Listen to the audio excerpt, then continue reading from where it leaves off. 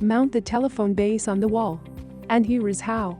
The following step will guide you to connect the telephone base with a standard dual-stud telephone wall mounting plate. You may need a professional to install the mounting plate before the setup.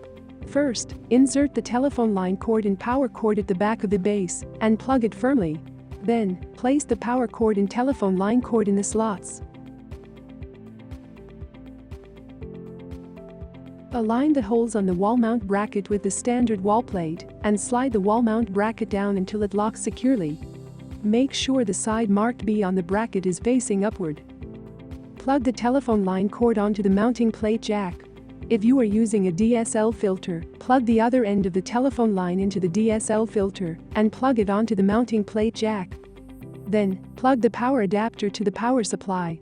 Now, fit the slots of the base onto the mounting plate tabs marked B. Make sure it fits firmly and won't fall.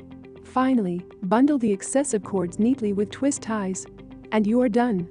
For more helpful tips, subscribe to the VTech support channel or check out our other videos to keep watching.